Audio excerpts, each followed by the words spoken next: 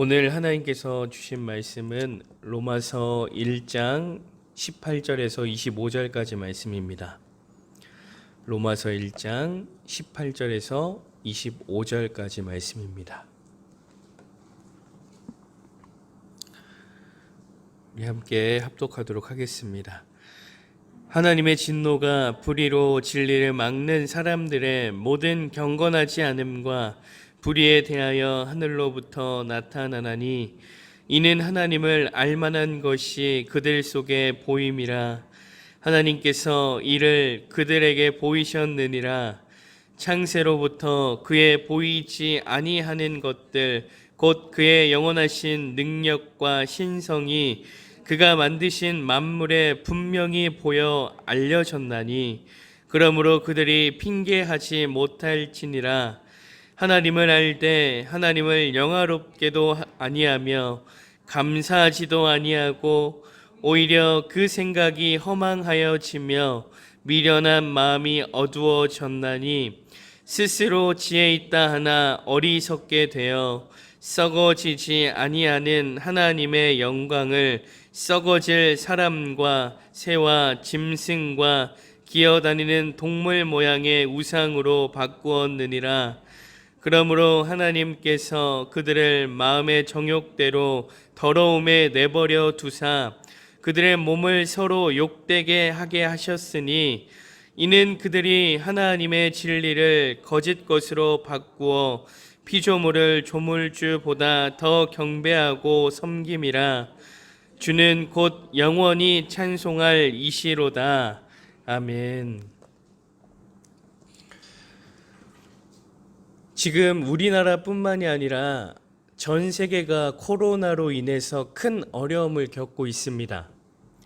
엄청난 수의 확진자와 사망자가 발생을 했고 생계를 유지해 나가는데도 어려움을 겪고 있는 상황들이 계속해서 발생하고 있습니다. 인간에게 있어서 코로나는 이 암세포와 같은 존재이지요.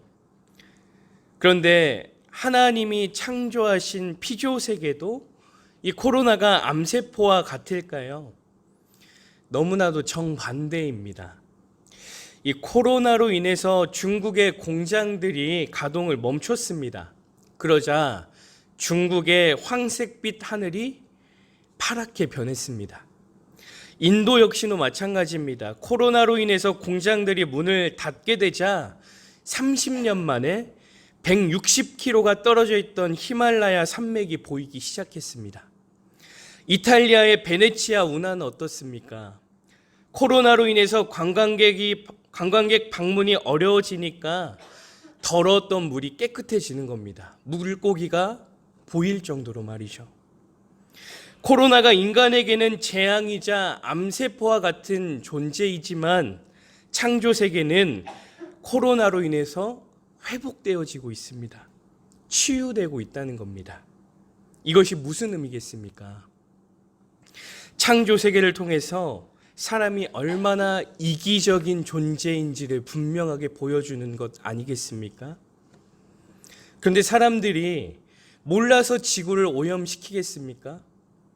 지구가 파괴되고 지구가 오염되는 것을 압니다. 알면서도 자신의 이기적인 욕심 때문에 계속해서 지구를 파괴하고 오염시키는 것 아니겠습니까? 그런데 만약 사람들이 하나님을 온전히 믿고 있다면 이런 일이 벌어지겠습니까? 하나님을 향한 마음이 있다면 하나님이 세우신 창조하신 피조세계를 파괴하고 오염시키겠습니까? 사람들은 하나님이 중요하지 않은 겁니다. 나만 행복하게 살면 된다는 그 욕심에 사로잡혀 있다는 것이죠. 이러한 모습을 통해서 사람의 이러한 치명적인 죄성이 보여지는 겁니다. 오늘 본문을 보니 바울은 이러한 믿음이 없는 세대, 곧 하나님을 떠나려고 하는 사람들의 치명적인 죄성에 대해서 말하고 있습니다. 18절에 보면 불의한 행동으로 진리를 가로막는 이 불신앙과 불순종 가운데 있는 자들에게 하나님의 진노가 나타날 것이라 말씀합니다. 하나님을 떠난 자들은 하나님의 진노에서 벗어날 수 없습니다. 근데 어떤 사람은 이렇게 말할 수 있습니다. 나는 하나님을 알지 못했다. 나는 하나님을 들어본 적도 없다. 라고 이야기할 수 있을지 모릅니다. 그러나 바울은 이 말에 20절에 이렇게 말하고 있습니다. 창세로부터 그의 보이지 아니하는 것들 곧 그의 영원하신 능력과 신성이 그가 만드신 만물에 분명히 보여 알려졌나니 그러므로 그들이 핑계하지 못할지니라. 바울은 하나님께서 창세로부터 하나님의 영원하신 능력과 신성이 만물을 보고서 분명하게 깨달을 수 있다라고 말합니다. 그러기에 어느 누구도 핑계하지 못한다는 것이죠. 그렇습니다. 모든 만물에 하나님의 능력과 신성이 분명하게 드러나기 때문에 어느 누구도 죄 없이 하나님을 알 수밖에 없습니다. 그러나 하나님을 안다고 해서 모두가 하나님을 높이지는 않는다는 것이죠. 21절에 보면 하나님을 알되 하나님을 영화롭게 아니하며 감사하지도 아니하고 오히려 그 생각이 허망하여지며 미련한 마음이 어두워졌나니. 하나님은 압니다. 근데 하나님을 높이는 마음은 없습니다. 그러니 어떤 마음이 생깁니까? 하나님께 감사하는 마음이 없는 것은 둘째치고 그 생각이 허황되어져서 어리석은 마음이 어둠으로 가득 차게 되었습니다. 그리고 허황된 생각과 어리석은 마음으로 어둠이 가득 차니까 이제는 스스로 지혜롭다라고 고백을 합니다. 그러나 성경은 말합니다. 스스로 지혜 있다 하나 어리석게 되어. 사랑하는 성도님들, 이 세상 만물에 하나님의 능력과 신성이 분명히 드러납니다. 하나님의 살아계심이 분명히 나타난다는 거예요. 그런데 어떻게 스스로 지혜 있다 말할 수 있겠습니까? 사람이 할 수 없는 일들까지도 하나님께서 보여주셨는데 어떻게 스스로 자신이 지혜롭다라고 말할 수 있겠습니까? 이어지는 23절에서 바울은 하나님께 감사하지도 못하고 높아지지도 않는 이유에 대해서 말해줍니다. 스스로 지혜 있다라고 말하는 이유가 이렇다라고 분명하게 말해주는데요. 23절에 보면 썩어지지 아니하는 하나님의 영광을 썩어질 사람과 새와 짐승과 기어다니는 동물 모양의 우상으로 바꾸었느니라. 그 이유가 무엇입니까?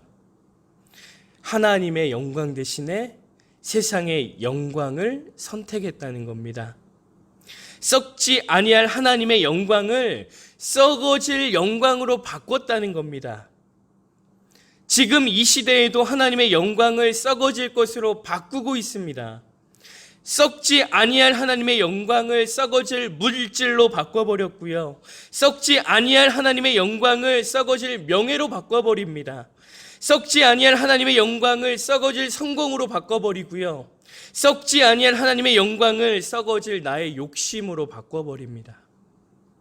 그런데 이러한 썩어질 것에 눈이 돌아가는 이유가 무엇이겠습니까? 썩지 아니할 하나님의 영광을 썩어질 것으로 바꾸는 이유가 무엇이겠습니까? 다 나 때문 아니겠습니까? 나 잘 되기 위해서, 나를 위한 이기적인 욕심에 사로잡혀서 치명적인 죄성에 빠지니까 이러한 일들이 벌어지는 것 아니겠습니까? 그렇다면 우리 성도님들은 어떻습니까? 썩지 아니할 하나님의 영광을 선택한 삶을 살아가고 있습니까? 아니면 아직도 썩어질 것을 선택한 삶을 살아가고 있습니까? 이것은 정말 너무나 중요한 문제입니다. 왜냐하면 우리의 목숨이 달린 중요한 문제이기 때문입니다. 그런데 우리는 이 문제를 너무나도 가볍게 여길 때가 있다는 겁니다. 늘 바람이 불면 그게 그냥 지나갈 것처럼 우리가 그 마음을 가지고 있다는 겁니다. 하지만 하나님은 그냥 지나갈 마음이 없으십니다. 썩어질 것을 선택한 사람은요, 18절에서 바울이 말했듯이 하나님의 진노 앞에 서게 될 겁니다. 그렇다면 이 바울이 말하는 하나님의 진노가 무엇이냐? 24절 말씀입니다. 그러므로 하나님께서 그들을 마음의 정욕대로 더러움에 내버려 두사 그들의 몸을 서로 욕되게 하게 하셨으니, 이 말씀을 쉬운 성경으로 보면 이렇게 말씀합니다. 그래서 하나님께서는 사람들이 원하는 대로 죄악된 행동을 하도록 내버려 두셨습니다. 사람들은 이제 가지각색의 더러운 죄를 지어 자기들끼리 부끄러운 짓을 행하여 몸을 더럽혔습니다. 성도님들, 그냥 내버려 두는 것이 얼마나 비참한 일인지 잘 아실 겁니다. 자녀들이 큰 잘못을 저질렀을 때 부모들이 매를 들거나 혼을 냅니다. 그런데 만약 자녀들이 큰 잘못을 저질렀어도 옳지 않은 행동을 해도 부모들이 그냥 방치한다면 어떻겠습니까? 계속해서 제멋대로 살아가는 것이죠. 그리고 죄를 지어도 그것이 부끄러운지 모르고 계속해서 잘못된 행동을 할 겁니다. 하나님의 진노가 그렇다는 겁니다. 하나님의 방치 가운데 썩어질 것이 맞는 것처럼 계속 살아가게 되는 겁니다. 그리고 그 마지막의 결과는 심판이겠죠. 사랑하는 행복한 교회 성도 여러분, 그런데 이것이 남의 일은 아닙니다. 지금 바울은요, 어제 말씀을 나눴던 것처럼 믿음이 좋다고 소문났었던 로마 교인들에게 이 말을 하고 있는 거예요. 무슨 의미겠습니까? 오늘 말씀이 우리의 일일 수도 있다는 겁니다. 썩어질 것에 목숨을 걸고 썩어질 것에 욕심을 내며 썩어질 것을 의지하는 우리가 하나님의 진노로 내버려 둠을 당할 수 있다는 겁니다. 사랑하는 행복한 교회 성도 여러분, 썩어질 것에 목숨을 걸고 하나님의 진노 가운데 살아가는 삶이 되지 않기를 바랍니다. 썩지 아니하는 하나님의 영광을 바라보고 썩지 아니하는 하나님의 영광에 목숨을 걸며 25절 하반절 말씀처럼 영원히 하나님을 찬송하는 삶이 되시기를 간절히 소망합니다. 바라기는 세상 사람들이 보기에 좋은 것이나 우리 자신이 볼 때에 관심이 되어지는 것을 따라가는 것이 아니라 하나님이 보시기에 좋은 것, 하나님께서 관심을 갖는 것을 따라가는 우리 사랑하는 행복한 교회 성도님들 되시길 소망합니다. 오늘 하루 썩어질 것에 관심을 두고 쫓는 그러한 우리의 인생이 아니라 썩지 않는 하나님의 영광에 관심을 두며 하나님이 원하시는 삶, 하나님이 기뻐하시는 삶을 살아감으로 늘 은혜가 충만하고 성령 충만한 복된 하루가 되시기를 간절히 소망합니다. 우리 함께 기도하시겠습니다. 사랑과 은혜가 풍성하신 하나님, 세상에는 썩어질 영광들이 너무나도 많습니다. 그런데 우리의 눈이 세상의 썩어질 영광을 바라볼 때가 너무나 많습니다. 썩어질 물질, 썩어질 성공, 썩어질 명예, 썩어질 것에 투자하는 우리의 부끄러운 모습들을 불쌍히 여겨주시되 이제는 썩지 아니할 하나님의 영광을 위해 살아갈 수 있는 믿음을 허락하여 주시옵소서. 나만을 위한 이기적인 욕심에 사로잡히지 않게 하시되 하나님의 뜻이 무엇인지를 온전히 구하며 하나님의 영광을 위한 삶을 살아가게 하시옵소서. 그러므로 우리의 삶을 통해 하나님의 영광을 가리는 죄를 범하는 것이 아니라 우리를 통하여 주의 영광이 이 땅 가운데 아름답게 빛나는 은혜를 허락하여 주시되 우리의 가정과 교회와 이 땅 가운데 썩지 아니하는 하나님의 영광이 나타나게 만드는 축복의 통로로 우리를 사용하여 주시옵소서. 지금은 길이요 진리요 생명이요 부활이신 우리 구주 예수 그리스도의 은혜와 예수 그리스도를 통해 우리에게 영원한 생명을 주신 하나님 아버지의 크신 사랑하심과 우리가 이 땅에 살면서 예수님을 믿게 하시고 그 신앙 고백으로 이 새벽에 나와 예배하게 하시는 성령의 함께 하심과 교통하심이 우리의 이기적인 욕심으로 인해 썩어질 세상의 영광을 바라보는 것이 아니라 하나님의 마음을 품고 썩지 아니할 하나님의 영광 안에 살아가고 나타내기를 결단하고 다짐하는 사랑하는 우리 성도님들과 성도님들의 가정과 부모님과 자녀와 생업 위에 우리 교회와 민족과 저 북한에 있는 동포들과 지금도 해외에 나가서 선교하시는 선교사님들과 그들의 가정과 사역 위에와 우리가 날마다 중보하는 고3 학생들과 전도 대상자들 위해 이제로부터 영원토록 함께 하시기를 간절히 축원하옵나이다. 아멘.